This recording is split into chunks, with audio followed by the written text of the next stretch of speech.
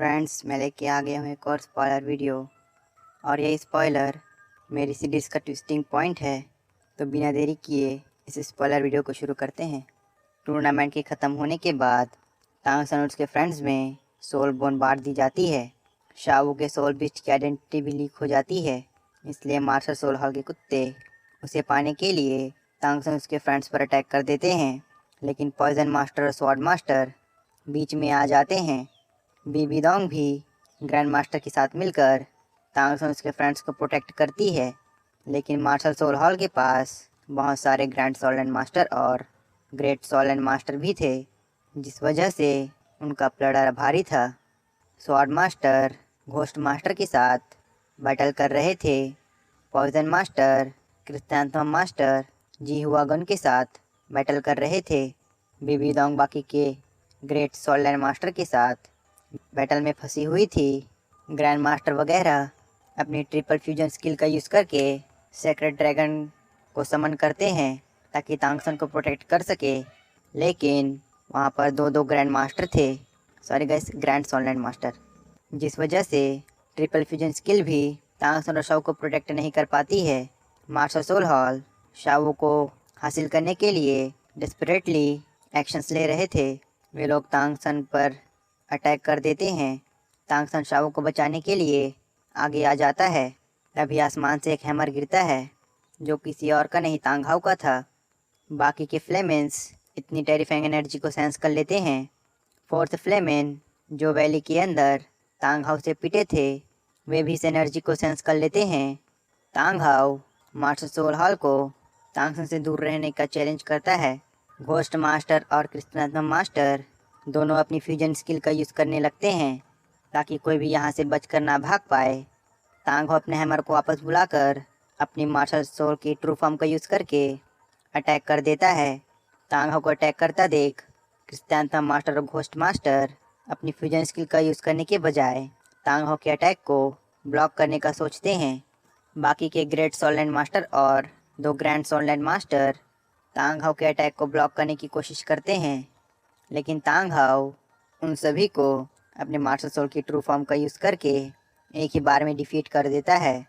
क्रिस्टेंथम master और ghost master Thang how की terrifying strength देखकर बहुत ज़्यादा शॉक हो जाते हैं। तांग हाउ ग्रैंड मास्टर वगैरह का धन्यवाद करके तांग सन और शाओ को अपने साथ ले जाता है। अब मार्शल सोल हॉल के पास श्रेक एकेडमी के खिलाफ एक्शन लेने के लिए कोई वजह नहीं थी, इसलिए वे उन्हें जाने दे देते हैं। फ्रेंड्स, अब हाउतियन ट्राइब में असली ट्विस्ट शुरू होने वाला है, तो सभी रेडी रहना। तांग हाउ तांग सन और शावू को लेकर हाउतियन ट्राइब चला जाता है। तांग सन और शावू दोनों अनकॉन्शियस थे। कुछ देर बाद शावू को होश आ जाता है। तांग हाउ शावू से चिंता ना करने कहता है और कहता है तुम दोनों अब सेफ हो। कुछ देर बाद तांग सन को भी होश आ जाता है। वह अपने फादर को देखकर खुश हो जाता है। शावू भी वहीं पर थी।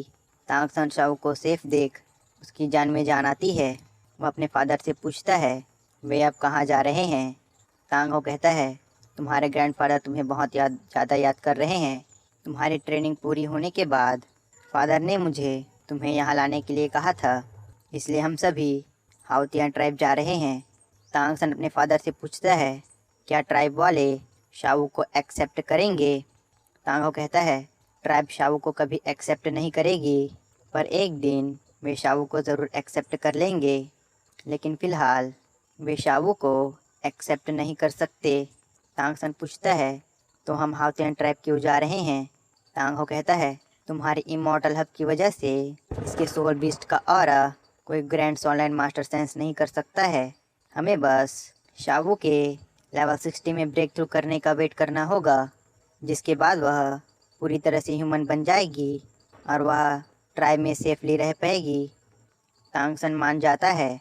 वह शावू को चिंता ना करने कहता है और कहता है चाहे कुछ भी हो जाए मैं तुम्हें प्रोटेक्ट करूँगा।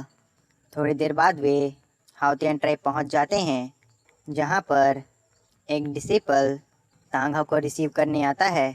तांग सन को देखकर वह डिसिपल बहुत ज़्यादा हैरान रह जाता है। डिसिपल तांग हाउ को ग्रीट करता है और उन्हें ट्राइब के अंदर ले जाता है। तांग सन शावू को गोद में लेकर आयरन चेन पर चलता है। थोड़ी देर बाद वे ट्राइब के अंदर पहुंच जाते हैं। तांग शाओ तांग हाओ को देखकर उसके गले लग जाता है। तांग सन भी अपने अंकल को ग्रीट करता है। तभी वहाँ यन भी आ जाती है। तांग सन कई सालों से अपनी माँ से नहीं मिला था। यन तांग सन को गले से लगा लेती है। वह शाओ को देखकर समझ जाती है कि शाओ एक सोल बीस्ट है।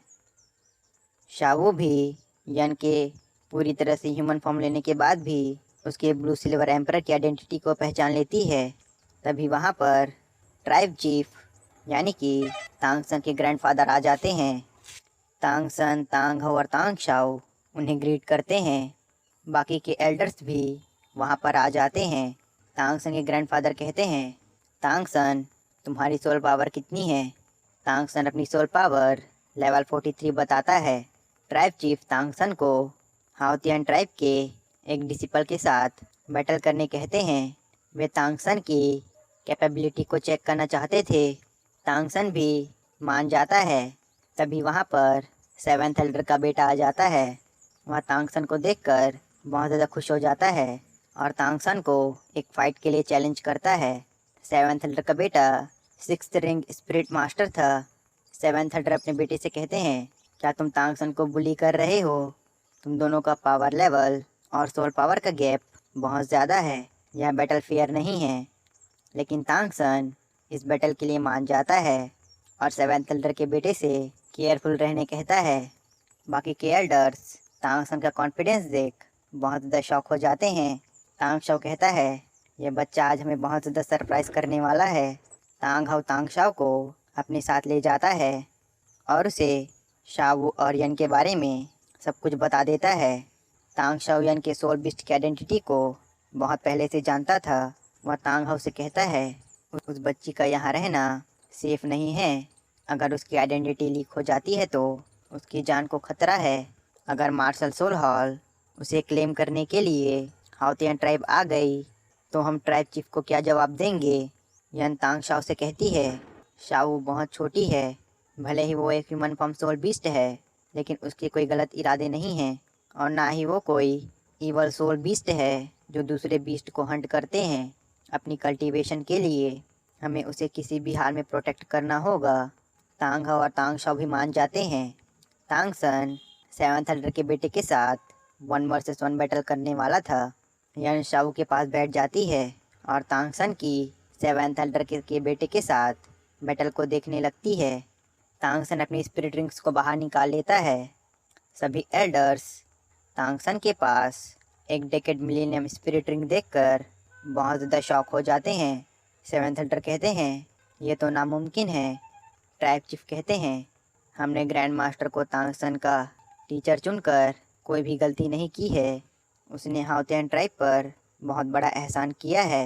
सेवेंथ एल्डर का बेटा तांग सन पर अटैक कर देता है। तांग सन अपनी ब्लू सिल्वर प्लांट का यूज़ करके उससे बचने लगता है। सभी तांग सन की बैटल टैक्टिक्स को देखकर बहुत ज़्यादा शॉक हो जाते हैं। सेवेंथ एल्डर का बेटा अपनी फोर्थ स्पिरिट रिंग का यूज़ करके तांग सन पर अटैक कर देता है। तांग सन उसने बचने के लिए अपनी अटैच सोलबोन का यूज़ करता है। तांग सन के पास अटैच सोलबोन देखकर बाकी के एल्डर्स इवन ट्राइब चीफ भी बहुत ज़्यादा शॉक हो जाते हैं। वे कहते हैं, ये तो सच में एक लिटिल मॉन्स्टर है। तांग शाओ कहता है, सेकेंड एल्डर तांग सन ने टूर्नामेंट के दौरान और सोल बोन्स जीती हैं, जिसमें से एक इसके लिए सूटेबल है, जिसे वह फ्यूचर में एब्जॉर्ब कर लेगा। दो सोल बोन का सुनकर सभी बहुत ज़्यादा शॉक हो जाते हैं। ट्राइब चीफ कहते हैं, तांग सन को श्रेक एकेडमी भेजकर हमने कोई भी गलती नहीं की है। तांग सन अपनी घोस्टली ट्रेस का यूज़ करके सेवेंथ एल्डर के बेटे के सभी अटैक्स को डॉज कर लेता है। वह अपने क्लियर्स का हैमर का यूज़ करके उस पर एक अटैक कर देता है, जिसे वह ब्लॉक करता है पर कुछ दूर जाकर गिरता है। तांग सन अपने ब्लू सिल्वर प्लांट के self created skill blue silver spike formation का यूज़ करके सेवेंथ एल्डर के बेटे को ट्रैप कर देता है, जिसके बाद वह अपने हिडन वेपन का यूज़ करके उसे चकमा देता है और उसके पीछे जाकर अपनी सोल बोन का यूज़ करके उसे पॉइजन दे देता है। तांग सन इस बैटल को जीत चुका था। सेवेंथ एल्डर और बाकी के एल्डर्स तांग सन को जीतता हुआ देख बहुत ज़्यादा शॉक और खुश हो जाते हैं। सेकंड एल्डर कहते हैं, सेवेंथ ब्रदर, अब लगता है तांगसन ने आपके बेटे को बुली किया है। सेवेंथ एल्डर कहते हैं, तांगसन हाउतेन ट्राइब का रेयर जीनियस है। तांगसन सेवेंथ एल्डर के बेटे से पॉइजन निकाल लेता है। ट्राइब चीफ तांगसन की जीत से बहुत ज़्यादा खुश हो जाते हैं। तभी वहाँ पर तांगसन की आंट भी आ जाती है। वह भी तांगसन को देख बहुत ज़्यादा खुश हो जाती है। तभी ट्राइब चीफ की हालत बिगड़ने लगती है। सभी उन्हें अंदर ले जाते हैं। तांगसन अपने फादर से पूछता है, क्या ग्रैंडफादर की बीमारी अब तक क्योर नहीं हो पाई है। तांगहाउ मना करता है और कहता है, इन्हें ठीक करने के लिए जो हब हमें चाहिए वो हमें अब तक नहीं मिली है। डिस्ट्रॉयर क्लैन के चीफ ने फादर का ट्रीटमेंट तो किया, पर उस हब के ना होने की वजह से बीमारी पूरी तरह से क्योर नहीं हो पाई है। तांगसन हब का नाम पूछता है। तांगहाउ हब का नाम बता देते हैं। तांगसन अपने ऑलमाइटी बैक पाउच से एक हब निकालता है और उसे अपने फादर को दिखाता है और कहता है, मेरे पास ये हब है, पर मैं इसे ग्रैंडफादर का ट्रीटमेंट नहीं कर सकता हूँ। मुझे किसी की हेल्प चाहिए। तांगहाउ डिस्ट्रॉयर क्लैन के चीफ को बुला लेते हैं। डिस्ट्रॉयर क्लैन के चीफ उस हब को लेकर ट्राइब चीफ की ट्रीटमेंट शुरू करते हैं। तांगसन भी उनकी हेल्प करता है।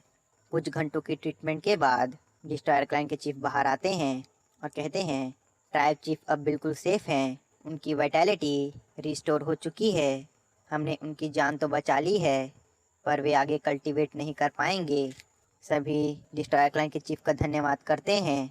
डिस्ट्रॉयर क्लैन के चीफ कहते हैं, अगर तांगसन और उस प्रीमियम हब ने मेरी हेल्प नहीं की होती तो मैं ट्राइब चीफ को नहीं बचा पाता। सभी अंदर जाते हैं, जहाँ पर तांगसन अपने ग्रैंडफादर की केयर कर रहा था। ट्राइब चीफ ने उस प्रीमियम हब को एब्जॉर्ब कर लिया था, जिससे उनकी वाइटैलिटी रिस्टोर हो चुकी थी। तांगसन उनके लिए मेडिसिन भी बनाता है।